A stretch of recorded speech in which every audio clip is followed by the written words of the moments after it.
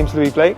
I'm the founder of PXB Lifestyle here in Dubai. I've been working at the intersection of well-being and food for around 10 years now.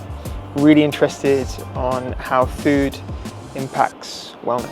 PXB was born from a desire to change the way people perceive healthy food. I think for me, when I was younger, healthy food always was a bit of a compromise. You didn't feel like you were eating delicious food, it didn't feel like you could have fun while you were doing it. And so what PXB is all about is making really healthy, nourishing, nutrient-dense food enjoyable and putting it into a setting where people can experience it together. So for me personally, I feel the alignment between Terra and PXB is born in the consideration of the impact our choices make on the world around us, specifically as it relates to food.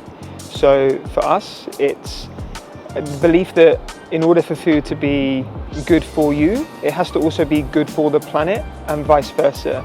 Nutrient density of vegetables, for example, is contingent upon the quality of the soil, and therefore we have to take care of the planet if we really want to take care of ourselves. And it's this philosophy of awareness of impacts that our choices make and a nod to the health of planet as well as the individual. As a founder, the piece of advice I would offer to other founders or would-be founders in this space is to really focus on your North Star, your vision, and use that as a guide when it comes to making decisions. Understand that this is the more difficult route to do things in a way that's sustainable.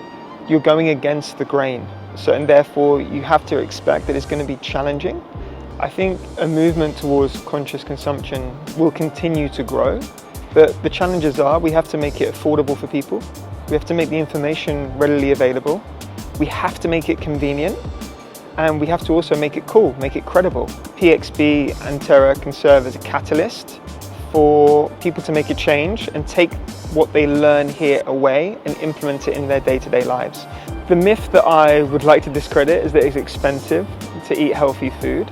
I think that comes from a lack of connection to food, where it's grown, how it's grown, the care, the reverence for food, based on all the effort and attention that it needs. And a simple way to think about this is to try growing your own food at home. You can do that in your kitchen. I do it, for example, sprouting broccoli seeds. I mean, broccoli sprouts are some of the most nutrient-dense foods that you can possibly consume, packed with sulforaphane, which is so great for the body. And I think this practice of starting to think about how we can grow our own food at home can help to dispel that myth that eating healthy has to be expensive. I think it's one of those things that you either pay now or you pay later, right? You pay now with maybe a 10%, 20% increase if you're buying organic food in the supermarket, let's say.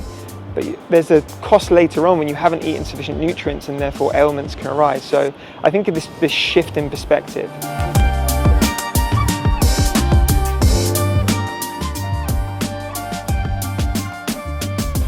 I have a mushroom tattoo, so does that count? So plan. I've got to say, cooking at home, I'm sorry.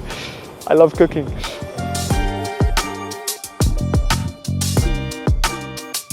Quinoa, but you have to soak it first, guys. Please soak it first. It makes it easier to digest. You'll get more out of it.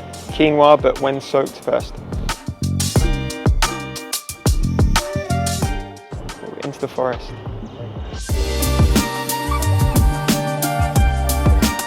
Running a restaurant. My cooking's not great. Wellness.